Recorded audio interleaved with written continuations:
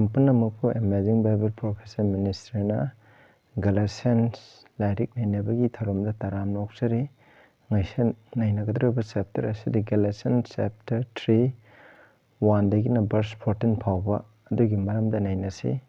ꯃꯔꯨꯑꯣꯏꯅ ꯊꯥꯖꯕꯅ ꯆꯨꯝꯍꯟꯕ ꯍꯥꯏꯕꯁꯤ ꯀꯔꯤꯅꯣ ꯍꯥꯏꯔꯤꯕ ꯇꯣꯄꯤꯛ ꯑꯁꯤꯒꯤ ꯃꯔꯝꯗ ꯑꯩꯈꯣꯏ ꯅꯩꯅꯃꯤꯟꯅꯁꯤ. ꯑꯍꯥꯟꯕꯗ ꯑꯩꯈꯣꯏ ꯏꯁꯣꯔꯗ ꯄ꯭ꯔꯊꯅꯥ ꯇꯧꯁꯤ. ꯁꯔꯒꯗ ꯂꯩꯕ ꯏꯄꯥ, ꯌꯥꯝ ꯊꯥꯒꯠꯆꯔꯦ. ꯑꯩꯈꯣꯏꯅ ꯊꯥꯖꯕꯅ ꯆꯨꯝꯍꯟꯕꯤꯕ ꯍꯥꯏꯕꯁꯤ ꯀꯔꯤꯅꯣ ꯍꯥꯏꯕꯁꯤꯒꯤ ꯃꯔꯝꯗ ꯑꯩꯈꯣꯏ ꯈꯔ ꯒꯦꯂꯦꯁꯤꯌꯟ ꯆꯦꯞꯇꯔ 3ꯗꯒꯤ ꯅꯩꯅꯒꯗꯧꯔꯤ.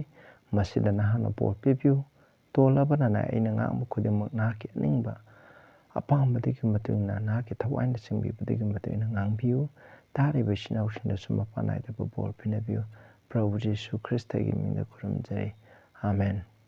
ꯑꯩꯈꯣꯏ ꯃꯃꯥꯡꯒꯤ ꯁꯔꯃꯣꯟ ꯒꯦꯂꯦꯁꯤꯌꯟ ꯆꯦꯞꯇꯔ 2 ꯑꯗꯨꯁꯨ ꯅꯈꯣꯏ ꯍꯪꯀꯠꯅ ꯐꯖꯅ ꯌꯦꯡꯕꯤꯌꯨ. ꯃꯁꯤ ꯍꯥꯟꯅ ꯇꯥꯈꯤꯗꯕ ꯑꯣꯏꯕ ꯇꯥꯔꯕꯗꯤ ꯍꯧꯖꯤꯛ ꯑꯩꯈꯣꯏ ꯄꯥꯃꯤꯟꯅꯁꯤ ꯒꯦꯂꯦꯁꯤꯌꯟꯁ 3ꯒꯤ 1-2ꯗ. ꯑꯩ ꯃꯅꯤꯄꯨꯔꯤꯒ ꯏꯪꯂꯤꯁꯀ ꯑꯗꯨꯝ ꯁꯤꯗ ꯎꯠꯆꯔꯕꯅꯤ. ꯑꯗꯨꯝ ꯑꯩ ꯃꯅꯤꯄꯨꯔꯗꯒꯤ ꯄꯥꯖꯔꯛꯀꯦ. ꯍꯦ ꯑꯄꯪꯕ ꯒꯥꯂꯥꯇꯤꯌꯥꯒꯤ ꯃꯤꯁꯥ, ꯅꯈꯣꯏꯅ ꯑꯆꯨꯝꯕ ꯑꯗꯨꯕꯨ ꯊꯥꯖꯗꯅꯕ ꯀꯅꯥꯅ ꯅꯈꯣꯏꯕꯨ ꯁꯦꯔꯥꯟꯅꯍꯜꯂꯕꯒꯦ? ꯅꯈꯣꯏꯒꯤ ꯃꯤꯠꯃꯛꯀꯤ ꯃꯥꯡꯗ ꯀ꯭ꯔꯣꯁꯇ ꯍꯥꯠꯈ꯭ꯔꯕ ꯖꯤꯁꯨ ꯈ꯭ꯔꯤꯁꯇꯒꯤ ꯃꯔꯝꯗ ꯅꯈꯣꯏꯗ ꯁꯦꯡꯅ ꯍꯥꯏꯈ꯭ꯔꯦ. ꯑꯩꯅ ꯅꯈꯣꯏꯒꯤꯗꯃꯛ ꯃꯁꯤꯃꯛ ꯈꯪꯕ ꯄꯥꯝꯃꯤ. ꯅꯈꯣꯏꯅ ꯋꯥꯌꯦꯜ ꯌꯥꯊꯪ ꯉꯥꯛꯄꯗꯒꯤ ꯊꯋꯥꯏ ꯑꯗꯨ ꯐꯪꯕ꯭ꯔꯥ, ꯅꯠꯇ꯭ꯔꯒ ꯊꯥꯖꯕꯒ ꯂꯣꯏꯅꯅ ꯇꯥꯗꯨꯅ ꯊꯋꯥꯏ ꯑꯗꯨ ꯐꯪꯕ꯭ꯔꯥ ꯍꯥꯏ. ꯃꯁꯤꯗ ꯍꯥꯏ ꯏꯆꯤꯟꯅꯥꯎꯁꯥ. ꯃꯁꯤꯗ ꯒꯦꯂꯦꯁꯤꯌꯟꯗ ꯍꯥꯏꯔꯤꯁꯦ ꯃꯁꯤꯅꯤ. ꯑꯩꯈꯣꯏꯅ ꯃꯃꯥꯡꯒꯤ ꯆꯦꯞꯇꯔ 2ꯗꯁꯨ ꯍꯥꯏꯔꯦ. ꯋꯥꯌꯦꯜ ꯌꯥꯊꯪ ꯉꯥꯛꯄꯅ ꯑꯩꯈꯣꯏ ꯆꯨꯝꯍꯟꯕ ꯅꯠꯇꯦ ꯍꯥꯏꯕꯁꯦ. ꯍꯥꯏꯗꯤ ꯃꯃꯥꯡꯒꯤ ꯆꯦꯞꯇꯔ 2ꯗ ꯍꯥꯏꯈ꯭ꯔꯦ.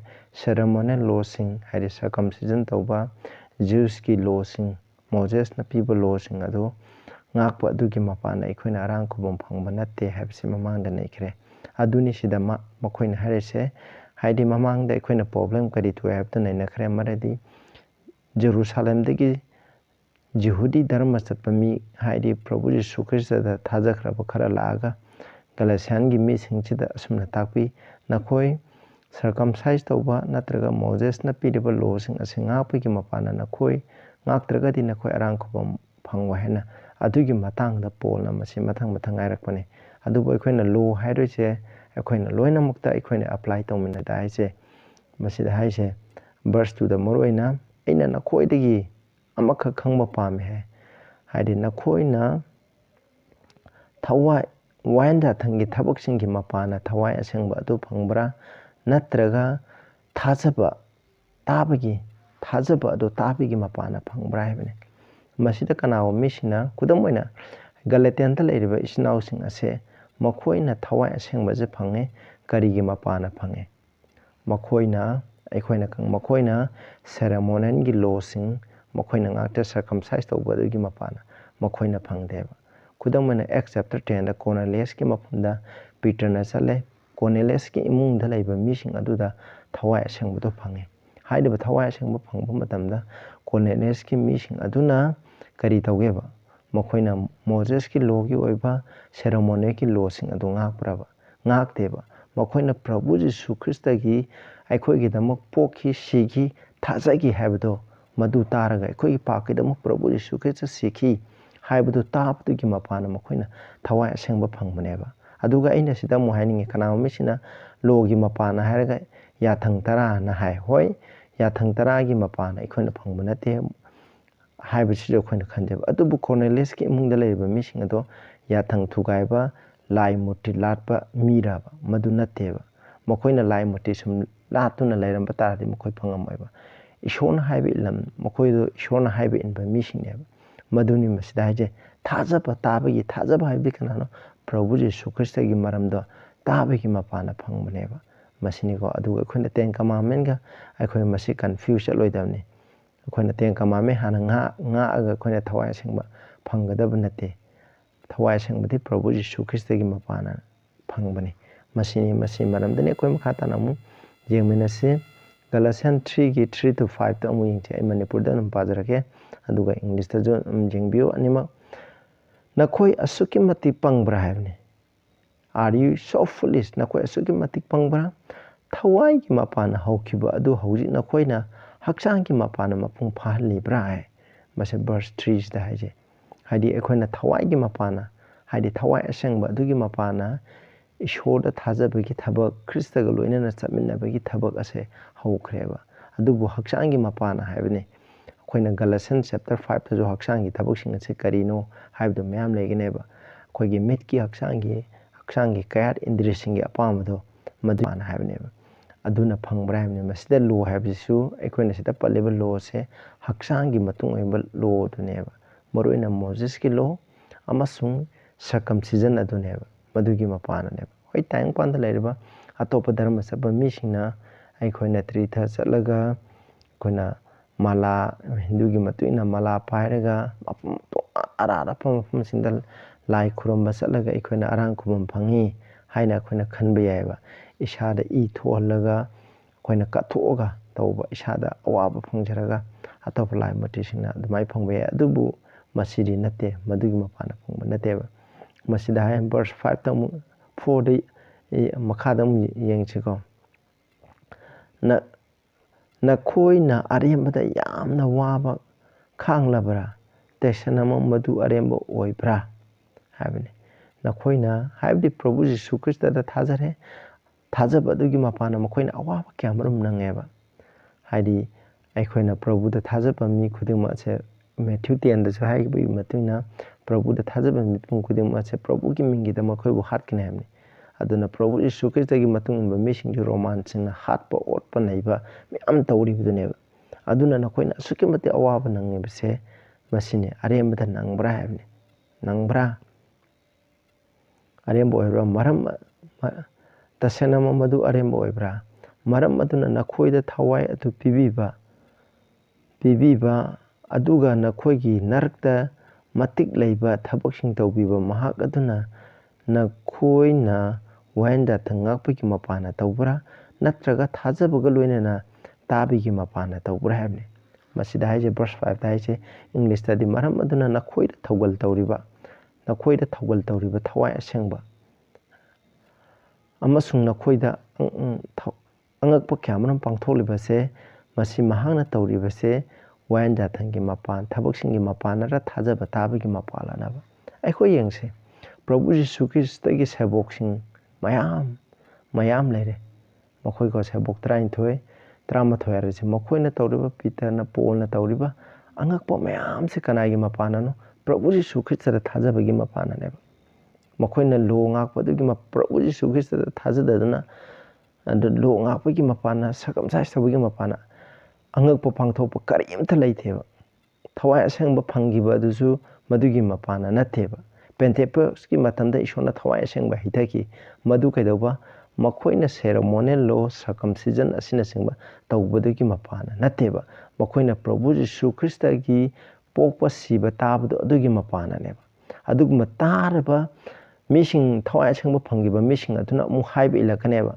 ꯊꯋꯥꯏ ꯑꯁꯦꯡꯕ ꯐꯪꯉꯤꯕ ꯃꯤꯁꯤꯡ ꯑꯗꯨꯅ ꯑꯃꯨꯛ ꯃꯤ ꯍꯥꯠꯄꯒꯤ ꯊꯕꯛ ꯄꯥꯞꯀꯤ ꯊꯕꯛꯁꯤꯡ ꯑꯁꯦ ꯂꯥꯏ ꯃꯨꯔꯇꯤ ꯈꯨꯔꯝꯕ ꯊꯕꯛ ꯄ꯭ꯔꯚꯨ ꯖꯤꯁꯨ ꯈ꯭ꯔꯤꯁꯇꯕꯨ ꯊꯥꯖꯗꯕ ꯑꯁꯤꯒꯨꯝꯕ ꯃꯌꯥꯝꯁꯦ ꯑꯝꯇ ꯇꯧꯔꯣꯏꯕ ꯂꯣꯏꯅ ꯇꯧꯔꯛꯀꯅꯦꯕ ꯃꯁꯦ ꯑꯉꯛꯄ ꯄꯥꯡꯊꯣꯛꯄꯁꯦ ꯊꯥꯖꯕ ꯑꯗꯨꯒꯤ ꯃꯄꯥꯟꯅ ꯑꯉꯛꯄ ꯄꯥꯡꯊꯣꯛꯄꯅꯤ ꯍꯥꯏꯕꯁꯦ ꯑꯩꯈꯣꯏꯅ ꯀꯥꯎꯁꯦ ꯑꯉꯛꯄ ꯄꯥꯡꯊꯣꯛꯄ ꯈꯨꯗꯤꯡꯃꯛ ꯄ꯭ꯔꯚꯨ ꯖꯤꯁꯨ ꯈ꯭ꯔꯤꯁꯇꯅ ꯄꯤꯕꯤꯕꯅꯦꯕ ꯃꯁꯤ ꯑꯩꯈꯣꯏꯅ ꯀꯥꯎꯒꯨꯝꯁꯦ ꯑꯗꯨꯅ 10 ꯀꯃꯥꯟꯃꯦꯟ ꯑꯗꯨ ꯑꯗꯥ ꯍꯥꯏꯕꯗꯨꯒꯤ ꯃꯔꯝꯗ ꯑꯩꯈꯣꯏ ꯌꯦꯡꯒꯨꯝꯁꯦꯕꯀꯣ ꯃꯁꯤꯗ ꯍꯥꯏꯁꯦ ꯁꯦꯔꯃꯣꯅꯤꯌꯦꯜ ꯂꯣ ꯑꯗꯨ ꯌꯥꯊꯪ 10 ꯍꯥꯏꯕꯁꯤꯗꯤ ꯌꯥꯝ ꯃꯔꯨ ꯑꯣꯏ ꯃꯁꯤ ꯑꯩꯅ ꯃꯃꯥꯡꯗ ꯆꯥꯟꯅ ꯄꯥꯏꯈ꯭ꯔꯦ ꯑꯩꯈꯣꯏꯅ ꯑꯃꯨꯛꯁꯨ ꯃꯈꯥ ꯇꯥꯅ ꯌꯦꯡꯃꯤꯟꯅꯁꯦ ꯑꯃꯨꯛ 6 7 ꯑꯃꯨꯛ ꯌꯦꯡꯁꯦꯕ ꯑꯕ꯭ꯔꯥꯍꯝꯒꯤ ꯃꯔꯝꯗ ꯌꯦꯡꯁꯤꯀꯣ ꯃꯇꯧ ꯑꯗꯨꯒꯨꯝꯅ ꯑꯕ꯭ꯔꯥꯍꯝꯅ ꯏꯁꯣꯔꯕꯨ ꯊꯥꯖꯈꯤ ꯑꯩꯈꯣꯏꯅ ꯃꯃꯥꯡꯗ ꯄꯥꯈ꯭ꯔꯦ ꯃꯇꯧ ꯑꯗꯨꯒꯨꯝꯅ ꯑꯩꯈꯣꯏꯅ ꯑꯉꯛꯄ ꯄꯥꯡꯊꯣꯛꯄꯁꯦ ꯀꯩꯒꯤ ꯃꯄꯥꯟꯅꯅꯦꯕ ꯊꯥꯖꯕ ꯑꯗꯨ ꯄ꯭ꯔꯚꯨꯗ ꯊꯥꯖꯕꯗꯨꯒꯤ ꯃꯄꯥꯟꯅꯅꯦꯕ ꯑꯩꯈꯣꯏꯅ ꯑꯥꯏꯟ ꯂꯣꯁꯤꯡ ꯉꯥꯛꯄꯗꯨꯒꯤ ꯃꯄꯥꯟꯅ ꯅꯠꯇꯦꯕ ꯑꯗꯨꯒ ꯃꯗꯨ ꯃꯉꯣꯟꯗ ꯙꯔꯃ ꯆꯦꯟꯕ ꯑꯣꯏꯅ ꯁꯤꯡꯊꯥꯅꯕꯈꯤ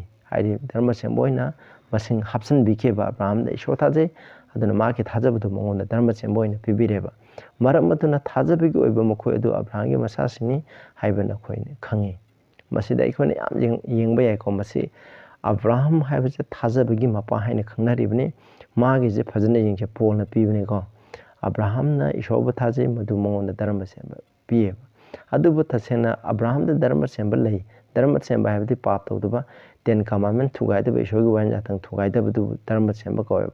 Abrahamna Prabhu Sukita Thazi, Adugi Mapana Mahan Dharma Semba Pangai. Aduri Abrahangi Punsida, Mahana Prabhu Sukista Padana Lokshan Kraba Padana Thaza Kraba Matunda, Mark Pap to Kraba.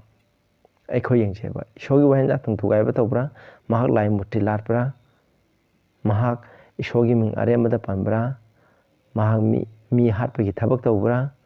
Mako migi maran matum kalakpagi thabak tawraba asigumba mayam je khoina bible da phangdeba adugi mato ekhoi yengsi bible da kari haibra ha je mehron da ekhoi yengse mehron da ki ko tawbne Genesis 15 gi 6 da asumna haikre mahana ishor thaje adu mangonda dharma sembo ohan bi han hai adugu Genesis 22 gi 18 da maki machan pa Isaac to ishona kallu haibne adu matam da ma khattaba tawdreba kalleba kanaba porakpu matam da ishona khamtoy adu matam da hai sida ko Taisit Nangi Dara the pretty bit the later was at Kudima do bore Pangani. Kaigidam Abraham Dara the pretty bit the labors at Kudim Pangana because thou hast obeyed my voice.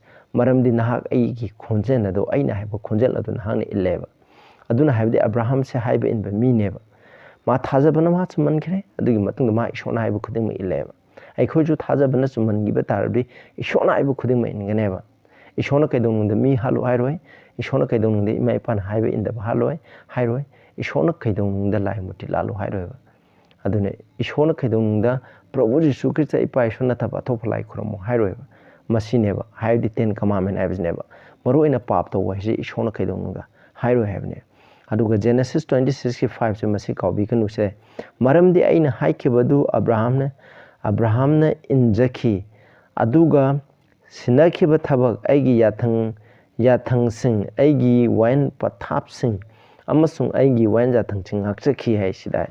English I am Maram the Abraham Agi Conjataki, kept my stars, I not have a tap to Mahana, in key heaven. My commandment Agi Yathang Sing, my statutes Agi Sana Patap Sing, and my law say, Shida Agi law sing heaven. Abraham the Loing Arapam the ceremonial law sing Dungai. Adu the Natana 10 commandments sunga ever. Abraham je, Adu the Sunatana, Maha Ishona have a Tajeba. Can be Mapu Malakani, Probuji Sukista Lakani, Lakadabur Probuji Sukista Adu Tajay, Adu Gulon ceremonial law, Kudemo Yatangara, Kudemocha Abraham have, Asun Mark Dharmas in Mapangeva. Adu, she now say Equino Huzi, ceremonial laws in Equin Huzing Hapagi Matau later ever. Maram di cross the Probuji Sukista Siva Matanda Pukreva. Adu cross the 10 commandment Puteba. Can our mission Probune is Sukrisna cross the Siva Matanda 10 commandment Pugre. Adu di 10 commandment Pugita de Quimi Harpayabra, Mitumiola Bayabra, Lime Mati Kurumbayabra, 10 commandment Akudaka later day. Madu Ya de Herakaneva. Ya de ko Madunga Pomi, quite patamne. A Sigmayatan to Gaba missing a coitardi, Pretibita later quite gitam tiva. Lebaki ein together criminal and high reversing door, Madudi and Christian with Koje, Satigin have the quick columns. Probu the Tazabim upon a Punamase, Quenapong a Malhabse, Equina column teba. I do Romans 3:31 as Haje. I quite Tazabadugim upon a shogi, Lose, Garishunatabu Lasera Havne. Shona Yade, Equina wind at Ado, Shamgat Pani, Chassalan Bene. I do got 61 as High, Quay columns. I could carry Hagni.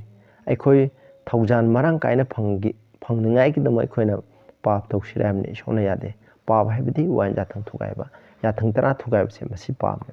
Aduna Thaujan Pange, Probuno Crosses Sibicre, Sibabsing upon a quick Thaujan Pange, Equina Aranco, the Thaujan upon a quick and Bivani, Hide, do Tariqui Pap to Shiram never. Maruina, Quina, Wine Yatang Apagim upon a Tenkamang up in a Quina Thaujan Panganateva. Adu Tadi Equina. Taujando yam Pangai the Moikoi, Lum to guide as it happened. Ishona Yade, Koi Punsidaje. Quamuing Galatians I can 9. I 9 the Amuing when I say. Sida, a curse some them be able to curse something in Yanko. Ishona Atoba Jatsum, but Taza became upon a Suman beginning. Hyber Sastra, do Mangjona Uraduna, Abraham the Apapo, Mangjona Sandokuna High. Nahaki Napana Zati Panamo board Pondigini, Maram Aduna Thazaraba Abraham Colonana Thazaba Mako do board Piravani Ham.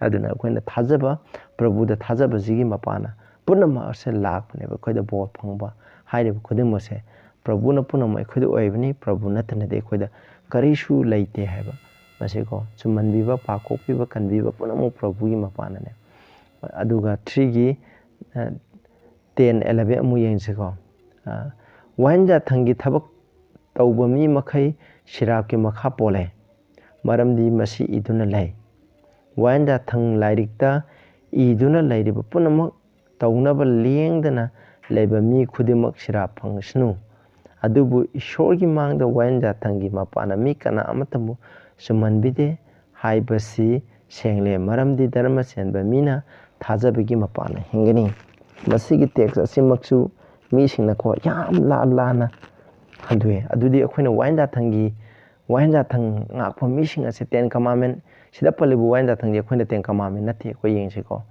10 commandment ngakpa mi sing ase sira phangla ba kai masibu sumbraba nathi masida pol aseng bai di ceremonial law sing ngaiba khoi dharma chemba phangani ngai gida ma ceremonial sing lai ngaiba moses gi law sing aktab ya de hariba mi sing ado madu sira phangabne ba haribu wainda thang sing ngakpa taragadi makhoi madu ki वाइंदा थंग अदुगी मपाना हिंगनी हैबनेबा हदे हाइदि वाइंदा थंग अदुगी इनबा अदुगी मपाना इनगनी इंद्रगदी मखोय सिरा फंगनेना मखोयना हाइबा juicing न ताकपीरिबने को मसे नखोयना circumcise तौद्रबा नखोय सिरा फंगाबने असेंबा अखोयना circumcise तौद्रगदी सिरा फंगब्राबा फंगदेबको मसे अरानबनेबा मोसेसगी losing असे ngaktragadi अखोयना सिरा फंगब्राबा ngakतबो मखैदो सिरा फंगब्राबा मखोयना हारे इंद्रदी सिरा fungi मधुनेबा अदुबु मसिला लेबी 10 commandment ngakतबा 10 commandment ngakतबा missing असिबु मखोयना अदुना हाइरिबा losing असे ngakpa missing ceremony losing ngakpa सिंग दुसिदा सिरा फंगे अदु तादि अखोयना हाइजे लो ngakpa सिंग अदु हाइतादि 10 commandment ngakpa मिसिंग सिरा फंगबा कौब्राबा ngakतबा मिदुनि सिरा फंगबा हाइजे मी हातबा मिदो अदु सिरा फंगदेबा मी हातबा मिदो सिरा फंगेबा वाइनजा थंगना कोई टाइम पांथ लेबो वाइनजा थंगना सिरा पीगनेबा अदुन मितु मिवा लानबजु नुपी अंगांग द सथबा क्राइम सिंग असिसु हुजि सिरा फंगेबा अदो सिदा बाइबल हाइबदि सिरा फंगे हाइदि कनाव मिसने हान लाना लौरेबा या थंग तरा nga agadi सिरा फंगे हाइना या थंग तरा nga सिरा फंग भाइजे या थंग थुगाइबा मिदुनि सिरा फंगेबे असेंग बदि या थंग तरा थुगाइबा मिसिंग दो सिरा फंगेबा थुगाइदबा मिसिंग अदो सिरा फंगोबा ईश्वरगी मसी अखोना खावगमसे को मसी लाना हनबी अदुना लाना खनबीगनु होय मी कनामतना ईश्वरगी मियंगदा हाइ 10 commandment अदुगा 11 जे अखोना मु पाबे 10 commandment ngakपि मपाना खोइ चुमनबीबा नतेबा हाइदे अखोगी पा कोपि बिजे याथंग तराना कोपि बंगमदे पा कोपि बिदि प्रभु यीशु ख्रिस्टनि खनबीबसु प्रभु यीशु ख्रिस्टनि याथंग तराना खनबीबु ngमदे अदुबु याथंग तना थुगाइरदि आई थुगाइर लई तारगदि आई पाप तौरे हैबनि पाप तौदुन लैबे मी अमदि ईश्वरना खनबीरोयबा मसे अखोयना खंगदबनेबा हाइदि धर्म चंबा मीना थाजबगी मपाना हिंगनी हाइजे अखोयना मु मखा संगेलसे 3 गी 12 14 को 12 14 दा मसिदा हाइ अमु जेंजे अदुमना मो वाइनजा थंगदि थाजबदगी नते अदुबु वाइनजा थंगसिंग अदु तौबा मी अदु मदु सिंगी मपाना हिंगनी हाइबनि क्रिस्टना अखोइगिदमक सिराप ओइबिदुना वाइनजा थंगी सिरापतगे अखोइबु हंदोकपिरे मरमदी मसी इदुना लै उथक्ता यानबा मी अदु सिराप फंगलबनी मसी ख्रिस्ट जिसुगी मपाना अब्राहमगी बोर अदु अतोप जातकी मिसिंद लाखननबा अमसुंग अखोइगी थाजबगी मपाना वासकपैबे थवाइ फंगनबनी है मसिदा है हाइदि वाइनजा थंग असे थाजबगी नते हाइबनिसिदा but the men that dwell them shall live in them हाइबनि मसी जु समाने साइ कोन हाइदो वाइनजा थंग ए कनागुम मी मना आई अरांखुबम अद याथंग तरा सिंगा आगा प्रभु द थाजद्रगदु याथंग तरा सिंगा आगा अरांखुबम फंगने हना खनतरगदि मसीदा ngakta ओइरनेबा याथंग तरा सिगी मपाना हिंगनेबा इकोने हिंगदबजे मसीगी नते प्रभुगी मपानानेबा प्रभुना इखोइद लैरकांदा थवाइ असेंबदुगी मपाना याथंग ngakpजे ngमंगने प्रभुना इखोइद लैरि याथंग ngakनेबा अदुगा इखोइने याथंग याथंग प्रभु थाजतना याथंग ngना बहनरबा मदुमदि अरानबने लोइ फेल होइगनी मरमदि जीवसिंगना तौबगुमना इखोइसु ओइगनेबा अदुगा verse 13 दे मसी यामना लान हल्लेको मसे ख्रिस्टना आई वाइनजा थंगी सिराप अदुदगी ख्रिस्टना इखोइबु कनबिख्रे हाइबने मसिना हाइबदि अदुना अखोई ईश्वरगी याथंग तरा ngakpa दरखा लैतरे हेना कनाओ मिसिना हायबा अदु ख्रिस्टना अखोइगिदमक सिराप ओइख्रे हाइबने ꯃꯁꯤꯒꯤ ꯃꯤꯅꯤꯡꯁꯦ ꯑꯩꯈꯣꯏꯅ ꯌꯦꯡꯁꯦ ꯈ꯭ꯔꯤꯁꯇꯅ ꯑꯩꯈꯣꯏꯒꯤꯗꯃꯛ ꯁꯤꯔꯥꯞ ꯑꯣꯏꯕꯤꯈ꯭ꯔꯦ ꯍꯥꯏꯕꯁꯤ ꯀꯔꯤꯅꯣꯕ ꯑꯗꯨꯒ ꯑꯩꯈꯣꯏ ꯍꯥꯏꯗꯤ ꯀ꯭ꯔꯣꯁꯇ ꯄꯥꯡ ꯇꯤꯡꯗꯨꯅ ꯁꯤꯕ ꯃꯤ ꯈꯨꯗꯤꯡꯃꯛ ꯁꯤꯔꯥꯞ ꯐꯪꯉꯕꯅꯤ ꯍꯥꯏꯁꯦ ꯍꯣꯏ ꯃꯇꯝꯗꯨꯗ ꯔꯣꯃꯥꯟꯁꯀꯤ ꯃꯤꯁꯤꯡꯅ ꯀ꯭ꯔꯤꯃꯤꯅꯦꯜ ꯑꯣꯏꯕ ꯔꯣꯝꯒꯤ ꯑꯥꯏꯟ ꯊꯨꯒꯥꯏꯕ ꯃꯤꯁꯤꯡ ꯑꯗꯨ ꯀ꯭ꯔꯣꯁꯇ ꯄꯥꯡ ꯇꯤꯡꯗꯨꯅ ꯁꯤꯌꯦꯕ ꯃꯈꯣꯏ ꯗꯟꯗꯤ ꯐꯪꯉꯦꯕ ꯃꯈꯣꯏꯅ ꯄꯥꯞ ꯇꯧꯕꯗꯨꯒꯤ ꯑꯗꯨꯕꯨ ꯄ꯭ꯔꯚꯨ ꯖꯤꯁꯨ ꯈ꯭ꯔꯤꯁꯇꯅ ꯀ꯭ꯔꯣꯁꯇ ꯄꯥꯡ ꯇꯤꯡꯗꯨꯅ ꯇꯤꯡꯗꯨꯅ ꯐꯪꯕ ꯗꯟꯗꯤ ꯑꯁꯤꯗꯤꯀꯣ ꯃꯥꯒꯤ ꯅꯠꯇꯦꯕ ꯅꯪ ꯑꯩꯅ ꯇꯧꯕ ꯑꯩꯅ ꯄꯥꯞ ꯊꯨꯒꯥꯏꯕꯗꯨꯒꯤ ꯐꯪꯕ ꯗꯟꯗꯤꯗꯣ ꯃꯥꯅ ꯐꯪꯈꯤꯕꯒꯤ ꯋꯥꯅꯦꯕ ꯑꯗꯨꯅ ꯈ꯭ꯔꯤꯁꯇꯅ ꯑꯩꯈꯣꯏꯕꯨ ꯋꯥꯌꯦꯟ ꯖꯥꯊꯪꯗꯒꯤ ꯀꯟꯕꯤ ꯍꯥꯏꯔꯤꯁꯦ ꯃꯁꯤ ꯑꯩꯈꯣꯏ ꯌꯦꯡꯃꯤꯟꯅꯁꯦꯕ ꯑꯗꯨꯅ ꯋꯥꯌꯦꯟ ꯖꯥꯊꯪꯒꯤ ꯃꯊꯧ ꯑꯍꯨꯝ ꯑꯩꯈꯣꯏ ꯌꯥꯝꯅ ꯈꯪꯕ ꯗꯔꯀꯥꯔ ꯂꯩ ꯃꯁꯤ ꯃꯊꯧ ꯑꯍꯨꯝꯁꯦ ꯑꯩꯈꯣꯏ ꯌꯦꯡꯁꯤ ꯔꯣꯃꯥꯟꯁ 5ꯀꯤ 12-13 ꯑꯍꯥꯟꯕ ꯃꯊꯧꯁꯦ ꯋꯥꯌꯦꯟ ꯖꯥꯊꯪꯅ ꯃꯁꯤꯕꯨ ꯊꯨꯒꯥꯏꯕ ꯃꯤꯁꯤꯡ ꯑꯗꯣ ꯁꯤꯁꯅꯨ ꯍꯥꯏꯅ ꯀꯟꯗꯦꯝ ꯇꯨ ꯗꯦꯠꯅꯦꯕ ꯃꯁꯤꯀꯣ ꯑꯩꯈꯣꯏꯅ ꯑꯩꯈꯣꯏꯕꯨ ꯁꯤꯁꯅꯨ ꯍꯥꯏꯅ ꯃꯔꯥꯟ ꯁꯤꯌꯦꯕ ꯃꯁꯤꯃ ꯀꯥꯎꯕ ꯌꯥꯗꯦꯀꯣ The law condemns us to death 하면 밥 마시고 투가이버 미풍 쿠데모도 와인다 탕나 시비기 세락 비에바 마시니 Romans 5:12-13 나코니 영어 아들 미 amna 밥 tawbadugi mapana sibalai asuna mi kudemuda sibalai maramdi mi kudemuna 밥 tawre haiba adu 13 da wainda thang leitaba matamda 밥 leite haibne masi ko masina 13 jana ani shubane ba ahan ma kawre 밥 tawba ya thang tara thugai ben phe kuding ma ado wainda thang asina mak sibagi sarak se pieba ai khoi khudemak sibagi sarak phangkrabne prithibida lakrami phungudem 밥 tawkre sibagi sarak phangeba ani shuba maramna wayan jathang tara asina ko ceremonial lo haibna te wayan 10 commandment asina aikhoi gi pap ado khangaleba aikhoi da pap lai haibtu 10 commandment aikhoi gi pap ado taeba thanduna taeba aroi ba haije by the law is the knowledge of sin haidi wayan jathang aduna aikhoi da pap ki gyan ado khangale pap ado khangaleba wayan jathang gi mathodi pap khangan bani wayan jathang gi mathodi ahan ba mathona aikhoi masibu thugai ba mi do sisu haina sairak pi bani ani subana pap haibsi karino haibje wayan jathang aikhoi da khangaleba Roman 7:7 nakoi pabiro aduna masida haise aina kalakpa mi hoba haibdo wayan jathangna kalakanu haibdo hairam dragadi khangde wayan jathana mi harkanu hairam dragadi ekhona mi harpa je kaino khangde wayan jathana mitulana kanu hairam dragadi ekhona mitulana ba haibsi karino khangam wayan jathangna lai muti lakanu haibje hairam dragadi ekhona lai muti lapse karino haibse ekhona khanglam loina masida mekshana khangeba masina ani shuba ahum subadana wayan jathana ekhoje krista da thaganeba aduna ekhona wayan jathana ekhoi papini nang pap laire aduna nang bukan biningai gi de wayan jathangduna nang sijino hain serak pibni wayan jathangna pap se karino hamni adu pap lok thong ngai gi de wayan jathangna krista da chalo hamne jisu krista da chalo haibjineba akona Galatians 3:24 sigi hayeng mathang da junai rakani masine lo haibje ekhoi gi school master ne kedoba krista da ekhoi puraga ekhoi bu thajabni pana sumhanna thajabni pana khoi kan biningai gi da mahabneba aduna ekhoi bu kokpi ningai gi da mak lo haisna na khoi krista da chalu haigneba aduga kanbi begi thabakti kanana kristana neba adune 1 Peter 1 gi 18-19 da haije ekhoi bu kanbi begi thabakche kanana neba kristana ekhoi bu kanbi baneba isnausa aduna masi kaubi gano kana misna ekhoi na prabhu da thajaragadi wayan jathang hakpa darka leitre haibse masi la leba wayan jathang na ekhoi krista da thagni adubu ekhoi na thajabadigi mapana ekhoi na pap kopi ba dharma semba khuding mache prabhu jisu krista dagi ekhoi na phangbaneba aduni ngasai ekhoi na hujik pakraba ekhoi na Romans 3 ge ekhoi na Galatians 3 ge ekhoi na 11 ekhoi sorry 13 da haije kristna ekhoi bu wayan jathang gi shiraba dagi kanbi khraide shiraba haidi wayan jathang na masibu thukai ba mipum khudimuk sis waina warep tagra adana pa to bu matamda khoi khudimna pa to bu matamda taibung mi ubana khoi je sis waina ishona wayan jathang pigremne hengo adugi sairaga to pikre adubu prabhu jisu krishna cross ta adam gi matam da hina roiba matam prabhu jisu krishna ni shuba lakting matam sakada sakada ba khudingna phangada ba pau ki dandi khudimo to mana loina ipa ishona cross ta pibikreba adugi damne prabhu ipa ishona nang dai bu kari gi dam thadok pi no haina prabhu na haido marandi mana pa kudam ki dandi du pubikreba asmaina pubikre aduga aikhoi aduga hojite ekhona prabhu da changba matam dadi ꯑꯩꯅ ꯄ꯭ꯔꯚꯨꯗ ꯊꯥꯖꯔꯒ ꯆꯪꯕ ꯃꯇꯝꯗꯗꯤ ꯑꯩꯅ ꯐꯪꯒꯗꯕ ꯗꯟꯗꯤꯗꯣ ꯄ꯭ꯔꯚꯨꯒꯤ ꯃꯍꯨꯠꯇꯅ ꯐꯪꯈ꯭ꯔꯅꯦꯕ ꯑꯗꯨꯕꯨ ꯄ꯭ꯔꯚꯨꯗ ꯊꯥꯖꯗꯕ ꯄ꯭ꯔꯚꯨꯅ ꯍꯥꯏꯕ ꯏꯟꯗꯕ ꯄ꯭ꯔꯚꯨꯗ ꯊꯥꯖꯩ ꯍꯥꯏꯔꯒꯁꯨ ꯏꯁꯣꯔꯒꯤ ꯌꯥꯊꯪ ꯇꯔꯥꯗꯣ ꯊꯨꯒꯥꯏꯗꯨꯅ ꯂꯩꯕ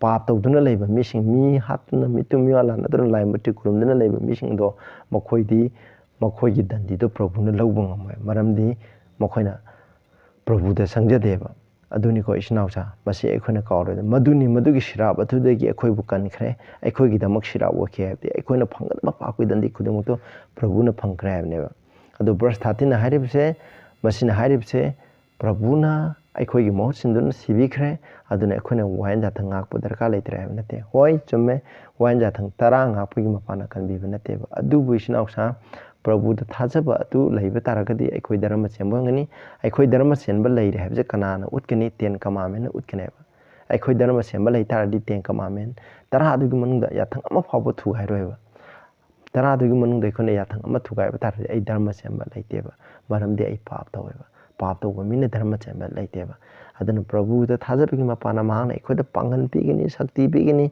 ꯄꯨꯝꯅꯃꯛ ꯄ꯭ꯔꯚꯨꯒꯤ ꯄꯥꯡꯒꯜꯗꯨꯒꯤ ꯃꯄꯥꯟꯅ ꯑꯩꯈꯣꯏꯅ ꯙꯔꯃ ꯆꯦꯟꯕ ꯐꯪꯒꯅꯤ ꯌꯥꯊꯪ ꯉꯥꯛꯄꯁꯨ ꯄ꯭ꯔꯚꯨꯒꯤ ꯃꯄꯥꯟꯅꯅꯤ ꯑꯔꯥꯡ ꯈꯨꯕꯝ ꯐꯪꯕꯁꯨ ꯄ꯭ꯔꯚꯨ ꯌꯤꯁꯨ ꯈ꯭ꯔꯤꯁꯇꯒꯤ ꯃꯄꯥꯟꯅꯅꯤ ꯑꯩꯈꯣꯏꯅ ꯅꯧꯅ ꯄꯣꯛꯄꯁꯨ ꯄ꯭ꯔꯚꯨ ꯌꯤꯁꯨ ꯈ꯭ꯔꯤꯁꯇꯒꯤ ꯃꯄꯥꯟꯅꯤ ꯄꯨꯝꯅꯃꯛ ꯄ꯭ꯔꯚꯨ ꯌꯤꯁꯨ ꯈ꯭ꯔꯤꯁꯇꯒꯤ ꯃꯄꯥꯟꯅꯅꯤ ꯍꯥꯏꯕꯁꯦ ꯃꯁꯤꯅꯦꯕ ꯑꯐꯕ ꯋꯥꯄꯥꯎꯁꯦ ꯍꯧꯖꯤꯛ ꯃꯤꯅ ꯁꯟꯗꯣꯛꯅꯔꯤꯕ ꯋꯥꯄꯥꯎꯗꯤ ꯄ꯭ꯔꯚꯨꯗ ꯊꯥꯖꯔ ꯂꯣꯏꯔꯦ ꯑꯩ ꯍꯥꯏꯕ ꯏꯜꯂꯁꯨ ꯏꯟꯗ꯭ꯔꯁꯨ ꯗꯔꯀꯥꯔ ꯂꯩꯇ꯭ꯔꯦ ꯑꯩ ꯑꯁꯣꯏꯕ ꯇꯧꯔꯁꯨ ꯀꯔꯤꯁꯨ ꯀꯥꯏꯗ꯭ꯔꯦ ꯃꯥꯅ ꯀꯣꯏꯕꯤꯈ꯭ꯔꯦ ꯑꯩ ꯀꯟꯕꯤꯈ꯭ꯔꯦ ꯑꯃꯨꯛꯇꯪꯕꯨ ꯊꯥꯖꯈ꯭ꯔꯗꯤ ꯑꯩꯈꯣꯏ ꯀꯟꯕꯤꯔꯅꯤ ꯍꯥꯏꯕꯅꯦꯕ ꯃꯗꯨ ꯕꯥꯏꯕꯜꯗ ꯌꯥꯎꯗꯦ ꯑꯗꯨꯅ ꯉꯁꯤꯒꯤꯗꯤ ꯃꯇꯥꯡ ꯑꯁꯥꯏꯗ ꯂꯣꯏꯁꯤꯜꯂꯁꯦ ꯇꯥꯕꯤꯔꯤꯕ ꯃꯌꯥꯝꯗ ꯏꯁꯣꯔꯅ ꯕꯣꯔ ꯄꯤꯕ ꯑꯣꯏꯁꯅꯨ ꯅꯈꯣꯏꯅ ꯆꯃꯝꯅꯕ ꯂꯩꯔꯒꯗꯤ ꯍꯪꯕꯤꯔꯛꯎ ꯑꯩꯈꯣꯏꯅ ꯐꯖꯅ ꯕꯥꯏꯕꯜꯒꯤ ꯃꯇꯨꯡ ꯏꯟꯅ ꯌꯦꯡꯃꯤꯟꯅꯁꯤ ꯄ꯭ꯔꯊꯅꯥ ꯇꯧꯖꯩ ꯁꯔꯒꯗ ꯂꯩꯕ ꯏꯄꯥ ꯌꯥꯝ ꯊꯥꯒꯠꯆꯔꯦ ꯑꯩꯈꯣꯏꯅ ꯊꯥꯖꯕꯅ ꯆꯨꯝꯍꯟꯕꯤꯕ ꯀꯔꯤꯅꯣ ꯑꯗꯨꯒ ꯊꯥꯖꯕ ꯑꯁꯤꯒ ꯌꯥꯊꯪ 10ꯒ ꯀꯔꯤ ꯃꯔꯤ ꯂꯩꯅꯩ ꯍꯥꯏꯕꯗꯨꯒꯤ ꯃꯔꯝꯗ ꯈꯔ ꯅꯩꯅꯈ꯭ꯔꯕ ꯑꯁꯤꯗ ꯅꯍꯥꯛꯅ ꯃꯄꯥꯟ ꯅꯥꯏꯗꯕ ꯕꯣꯔ ꯄꯤꯕꯤꯌꯨ ꯇꯥꯔꯤꯕ ꯈꯨꯗꯤꯡꯗꯁꯨ ꯕꯣꯔ ꯄꯤꯕꯤꯌꯨ ꯄ꯭ꯔꯚꯨ ꯌꯤꯁꯨꯒꯤ ꯃꯤꯡꯗ ꯈꯨꯔꯨꯝꯖꯔꯤ ꯑꯥꯃꯦꯟ